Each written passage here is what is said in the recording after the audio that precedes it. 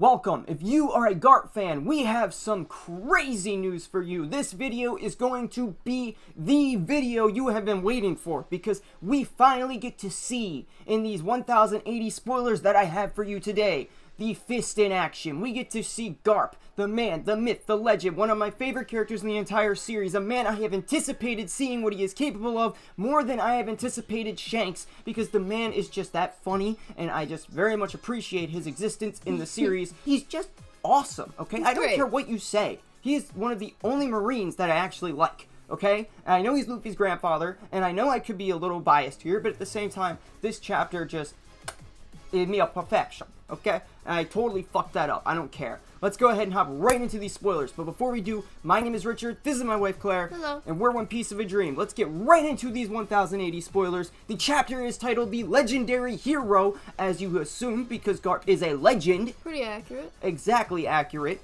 And the whole chapter takes place on Pirate/Beehive Island. That is the setting place where Garp's action and his, his fisticuff is going to take place. It's going to be on Blackbeard's very home turf. Unfortunately, though, we're not going to get to see him face a Yonko.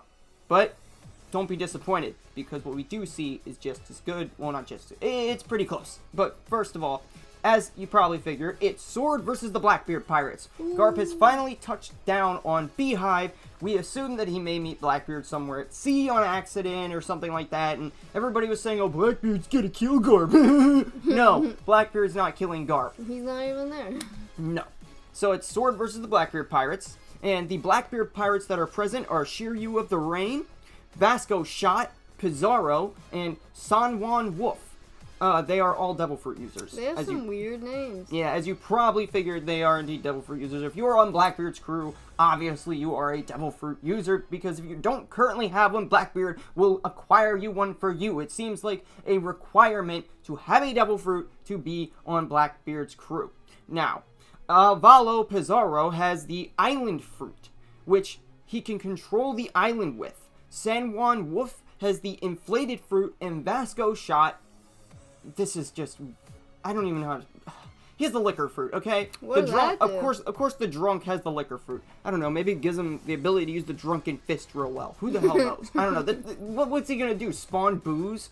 Or just drown you? I mean, I guess technically you could. Into booze? Does he just make you really drunk? Just, fire booze in your face and all of a sudden you're wasted and you can't fight back? But what if you're like Rock Lee and you're just like really good at the drunken fist, and now that you're wasted you're even stronger? That could go both ways here, okay? This is One Piece we're talking about, and Oda and Masashi Kishimoto, they're friends, so I wouldn't be surprised. Now, Sword members that are present are Hibari, Prince Gross, and Kujaku. So we didn't just bring home Eppo, obviously, and Hibari. We brought other people. So we brought Prince Gross and Kujaku, which is Suru's granddaughter. So it's not like Garp just brought two, lower level fighters and Garp was going to handle this on his own. He did bring, I forget, is Prince Gross a rear admiral? I think he's a rear admiral, but he's still a pretty high up ranking guy. So it's not like Garp did this completely alone, but Garp is the center focus here, and he's basically going to be the one that handles this entire thing. So Kobe's reward is 5 stars. And don't forget, this is because the Marines have bounties on their heads,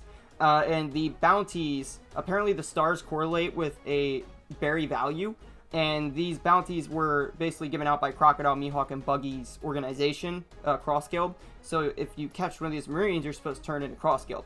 What do they do with them? Who knows? But essentially, Kobe being 5 stars is worth about 500 million berries, and that's thanks to his fame because of the Rocky Port incident and other things that he's done in the past. Kobe has become a very renowned captain in the Marines. So, I don't know, if you look at it from this perspective, if we want to really take it to a gauging power level sort of thing, I guess we could try to say that he's like the Marine equivalent almost of Ace, but I don't want to say that because we don't even know. Yeah, because Ace's bounty was like 550 million, but then again, it's if Buggy's really issuing them in a way that makes sense. Surprisingly enough, Perona is actually on the island to rescue Moria. Last we saw Perona, I think it was when she was leaving Hawkeye Mihawk. She was in tears because now she has to leave her, I'm not gonna get into that, her friend with benefits, I guess. Hope she doesn't get hurt.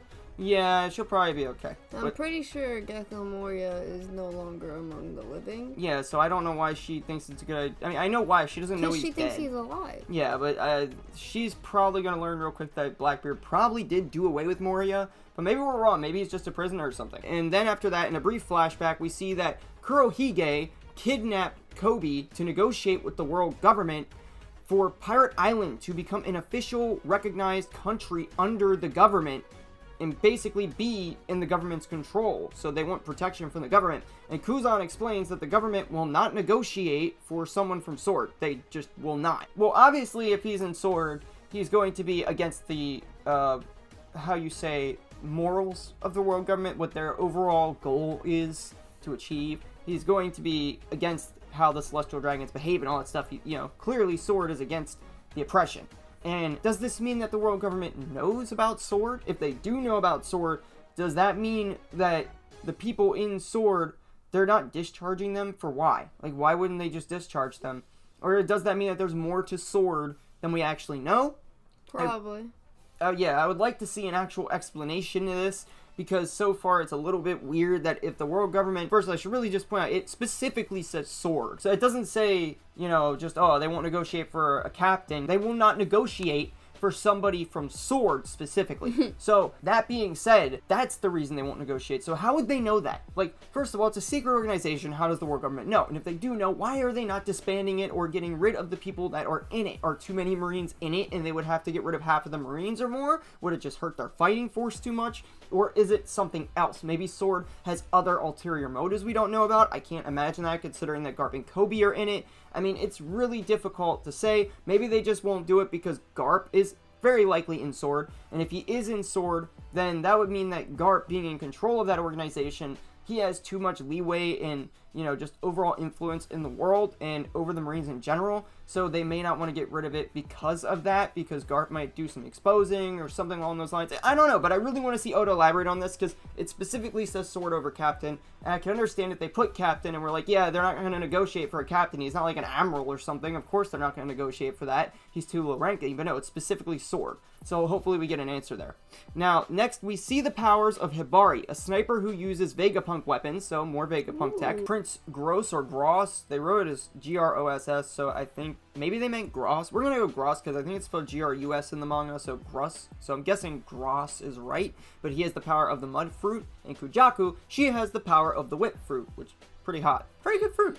At the end of the chapter, Garp joins the rest and destroys several buildings with his hockey and fist. So finally we get to see Garp do something, and his introduction with his first scene of power is destroying buildings on Hachinosu. There were fake spoilers going around saying that Garp would destroy the entire island in one punch. It's lies. Not true, it's a lie. I wish it was, but we're not going to see that. He's just going to destroy some buildings with his hockey and fist first, and I'm sure we're going to see some much more amazing stuff. Apparently, I'm excited. Yeah, from what I've seen and from what people have been saying, Garp dominates in this chapter, and I'm hyped to see how this goes over, because I think that Garp is going to win this pretty easily. From what we've seen, it seems like Garp is probably going to overpower them. I mean, how hard is it to beat the liquor fruit? I mean, I'm sure Garp can just dodge it and not get drunk.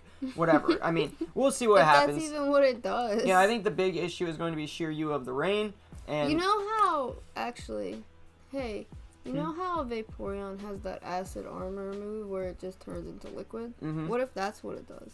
I mean, I don't know. I didn't think of that. I mean, yeah, I guess if he's a Logia... Well, no, it's not an element, so he'd have to be a Paramecia. But he could, if he has, like, really good observation or future sight or whatever, then I guess he could, like, dodge similar to Katakuri, but I don't know, because he's pretty stupid, and he did get turned to stone by Boa Hancock, so I don't really foresee him doing that great up against the legendary hero of the Marines, but I guess we'll find out. We'll see. Yeah, I think we're going to see some big things here, and I think Blackbeard is going to be coming home to something that he won't be expecting. I think Blackbeard is going to come home and say, "What the hell happened to my island?" Anyway, that's the end of the spoilers. There will be a break next week. We hope you guys enjoyed the chapter. If you did, maybe consider watching another video. There should be one popping on screen right about now. And that's it. And, hey, comment if you want to see Blackbeard come home upset when he finds out that his entire island's been burglarized by the Marines.